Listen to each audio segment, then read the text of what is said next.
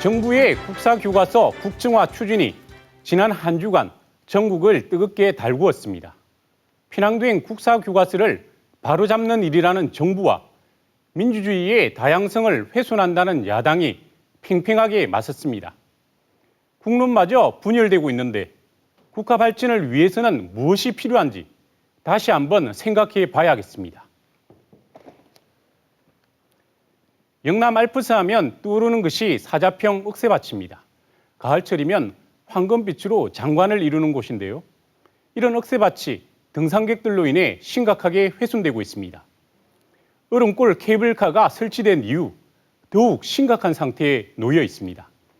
인사이드 현장에서는 사자평 억새밭 훼손 현장을 고발하고 왜 이런 일이 벌어지고 있는지를 취재했습니다.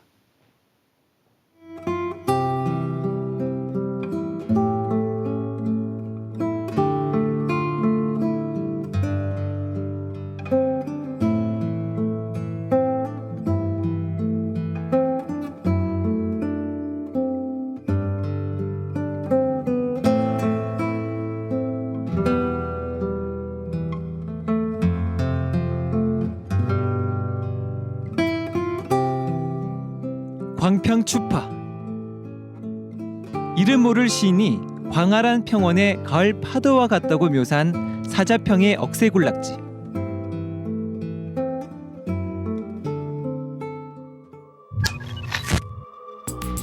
그런데 이 억새군락지가 하루가 다르게 사라지고 있습니다. 수많은 사람이 억새를 밟고 지나가면서 그 원형이 조금씩 파괴되고 있기 때문인데요.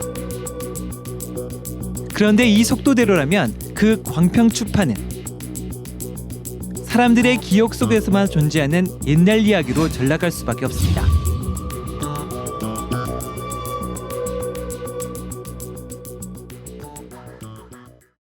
제 뒤로 보이는 금빛 들녘이 영남 알프스의 상징 사자평원의 억새밭입니다. 이 지역의 억새밭은 한때 전국 최대 규모를 자랑하며 전국적인 명성을 떨쳤는데요. 하지만 1990년대 이후 급격하게 그 면적이 줄면서 지금은 간신히 명맥만 유지하고 있습니다. 밀양시와 울산시가 복원을 약속했지만 회의적인 시각이 팽배합니다. 이번 주 뉴스인사이드에서는 몸살을 앓고 있는 영남 알프스의 상징을 그대로 들여다봤습니다.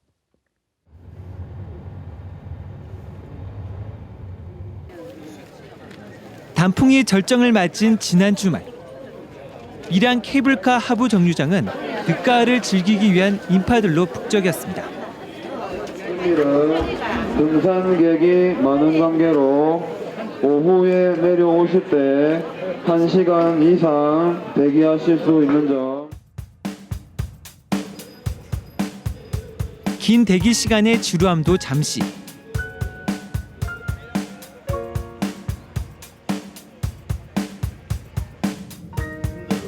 (50m) 상공에서 둘러보는 밀양 얼음골은 가을 산화 그 자체입니다.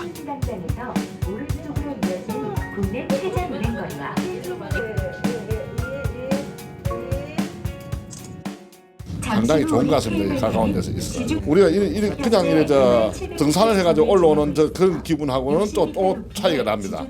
그냥 이래 와가지고 케이블카 타가 올라와가지고 보니까 또 더 새로운 것 같습니다. 케이블카 상부 정류장에 도착해 10여 분만 걸어 내려가면 광활한 억새밭이 탐방객들을 맞습니다. 하늘의 파란색하고 이 갈대의 흰색하고 같이 어울려가지고 지금 한 마당을 지금 뿌려놓고 있지 않습니까? 지금 너무 좋습니다. 그런데 가까이에서 본 억새밭은 평화롭지만은 않습니다. 지악산으로 이어지는 등산로 주변 억새밭. 점심시간이 되자 10여 명의 탐방객들이 막걸리를 놓고 술판을 벌이고 있습니다. 진짜 촬영 때문에. 억새밭으로 들어가지 못하도록 줄을 쳐놔도 소용없습니다. 이 안쪽에 보면 억새밭 안에서 식사를 해도 되는 거예요. 다 먹어요. 여기서 지금 다 먹던데. 안에서 팻말이 있어서 볶지 말라는 데도 있고. 지정된 등산로를 벗어나지 말라는 안내판이 무색할 지경. 이 억새 쪽에서는 밥 먹으면 안 된다고 누가 그래요? 네. 무슨 소리냐? 그건 뭔데요? 사람들이 둘러앉아 쉬기 좋은 곳은 여지없이 억새가 짓밟혀 마치 마당같이 변했습니다. 주변에는 샛길이 만들어지고 또 다른 곳에서는 땅이 파이는 새골 현상까지 일어납니다. 억새 위에 매트를 깔고 거기에다가 한번 앉기 시작하면 그게 질이 나서 그 다음에 또 사람들이 와서 그 위에 계속 앉게 돼요. 결국은 그 지역이 사실 어느 순간에 이 뿌리채 뽑혀 나가고 그리고 이러한 현상이 내년 봄에 해빙기가 되면서 바로 그 해빙기에 비가 왔다. 그러면 그것과 함께 싹 쓸려가게 되는 거죠. 30분가량을 더 들어가 봤습니다. 해발 1100m, 사자평원의 중심부입니다.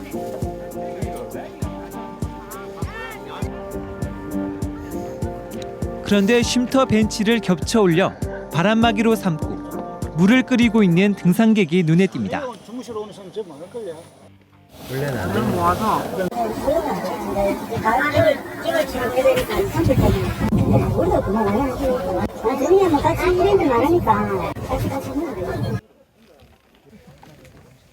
실제로 주위로 밥을 해먹는 사람들이 한둘이 아닙니다. 뭐 하시는 거예요? 밥을 하시는 거예요?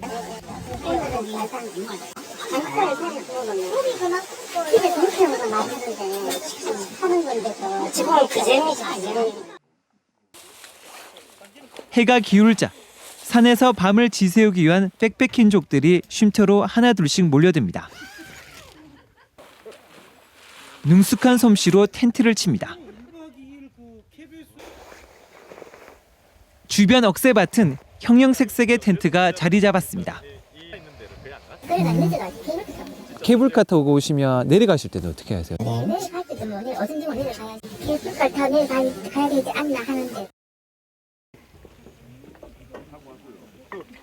사자평에 어둠이 내립니다.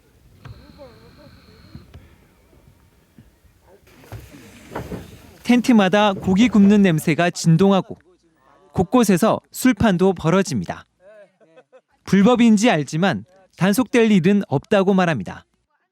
대한민국 산은 원칙적으로는 치라고 허락한 데는 거의 별로 없습니다. 보통은 치지 말라고 다 하지. 단속하시는 분들이 이제 5만 원 내 이상 이렇게 좀 안 보이게 하고. 단속하시는 분이 오긴 와세요? 아닙니다. 국립공원에 이제 이런 데는 다음 날 아침 이들이 떠난 자리에는 쓰다만 가스통은 물론 술병, 등산용품, 심지어 담배꽁초까지 각종 쓰레기가 나뒹 겁니다. 텐트가 있던 곳은 어김없이 억새가 쓰러져 있습니다. 왜 그래요? 나한테 그러죠. 직원들이 일일이 단속하기 힘들고 거기도 눈을 피해서 해버리기 때문에 우리가 어떻게 할 방법이 잘 없습니다.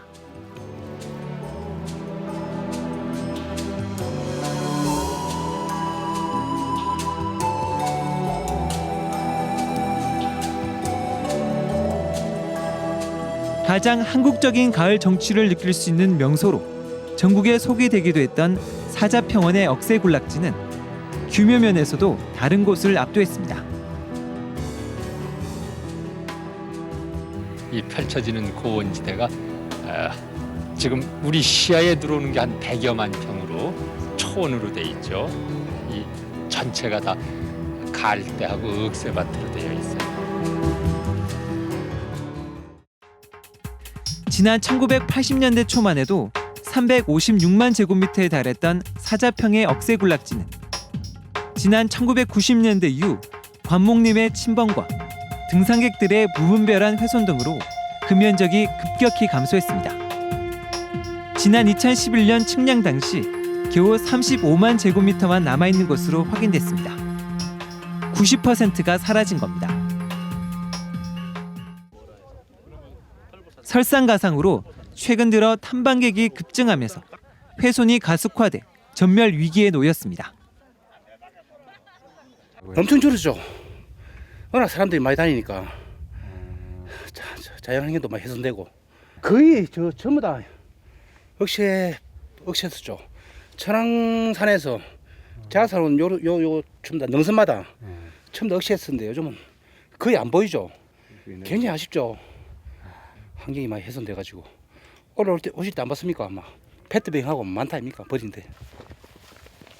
문제는 앞으로입니다. 사자평원 중심부와 도보로 30분, 케이블카 정류장과 1시간 남짓한 곳에 국내 최대 크기의 고산 습지, 산들늪이 있습니다. 축구장 81개 크기의 이곳은 큰 방울 새낭과 복주머니 낭과 같은 각종 습지 식물은 물론 담비와 삭 등 1급 멸종위기종들이 자생하고 있습니다.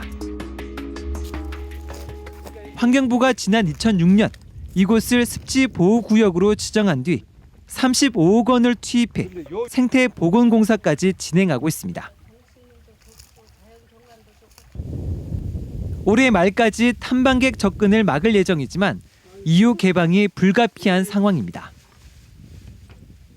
만약에 관광객 수가 너무 많아진다고 하면은 사람이 지나다니면서 밟는 그 압력에 의해서 식생은 파괴될 수밖에 없고 그러면은 그 복원 효과는 반감될 수밖에 없는 상황입니다. 사자평 능선 주변, 국내 최대 규모로 알려진 진달래 군락지도 마찬가지입니다. 등산로 주변으로 산지에 있는 거대한 관목들, 껍질이 소나무처럼 갈라지고 벗겨졌지만 분명 우리나라 높은 산에서만 자란다는 털 진달래입니다. 밑동 둘레만 1.5m, 키가 3m에 달하는 데다 나무 갓너비는 동서남북으로 3m가 넘습니다. 진달래입니다. 이런 건 다 진달래. 이처럼 사자평 능선 주변에서만 발견된 지름 1m 이상의 대형 진달래만 최소 20그루. 현재까지 국내에서 가장 오래됐다는 한라산의 털 진달래보다 더 큰 것으로 조사됐습니다.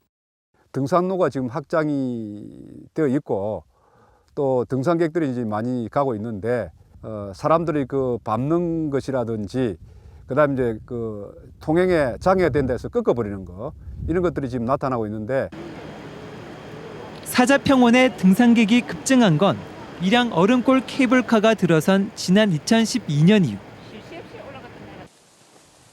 환경부는 사업 승인 당시 환경 훼손 최소화를 요구했습니다.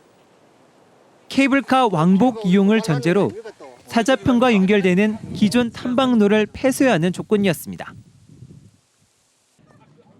하지만 등산로 폐쇄 안내판은 있으나마나 막는 사람이 아무도 없어 누구든 울타리를 쉽게 넘습니다. 그럼 가세요. 가도 된다 이렇게 말하더라고요. 그런데 이마저도 지난 5월 완전히 개방했습니다. 지난해만 수억 원의 적자를 봤던 밀양 케이블카 사업자 측은 주요 능선으로 향하는 이 등산로를 개방해달라고 줄기차게 요구했습니다. 이 등산로가 열리면 이용객이 늘어 적자를 해소할 수 있을 것이라고 주장했는데요. 밀양시 역시 지역 경제의 활성화를 명분으로 내세웠습니다. 개방 이후는 개방 전카마 그 일일 평균이나 월 평균 인원이 좀 늦었습니다. 과연 그럴까? 지난해와 올해 밀양 케이블카 이용객 집계표입니다. 지난 5월 등산로를 개방한 뒤 지난달까지 밀양 케이블카 이용객 수는 모두 18만 2,900여 명. 그런데 지난해 같은 기간과 비교해보면 오히려 1,300여 명 줄었습니다. 메르스 충격 여파가 있던 5월부터 8월 사이를 빼더라도 이용객 수는 확연히 감소했습니다. 2013년과 비교해보면 이 같은 감소 추세는 더 뚜렷합니다. 등산로를 개방했지만 환경 훼손은 가중되고 있고 적자폭 역시 더 커지고 있다는 얘기입니다. 케이블카 사업자 측이 환경부 지침을 어긴 건 또 있습니다. 상부 정류장에는 음식을 하는 행위가 모두 금지되어 있지만 어묵과 같은 조리 음식을 버젓이 판매하고 있는 겁니다. 또 케이블카는 왕복 이용을 하도록 하고 있지만 안내판에도 없는 편도 이용권을 몰래 팔고 있습니다.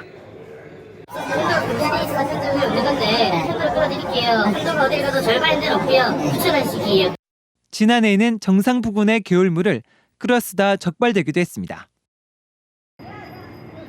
밀양 케이블카 사업자인 한국화이바 측은 해명을 듣고자 했던 취재진의 인터뷰 요청을 거절했습니다. 공사에서도 말을 하지 말라 하니까 별다른 내용에 대한 거 있지 않습니까? 말을 하지 말라니까. 주무부처인 환경부는 허가 이후에 발생하는 행위에 대해서는 제재할 수 없다는 입장입니다. 교육공원은 지자체가 거의 이게 독자적으로 하게 돼 있고요. 환경부는 단지 나중에 폐지나 규모 축소하는 경우에 자연공원법에 의해서 승인하고.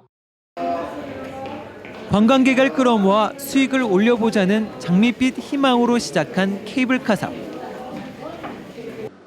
전국의 관광형 케이블카 20곳 가운데 제대로 수익이 나는 곳은 통영 미륵산과 서울 남산, 속초 설악산 3곳뿐입니다.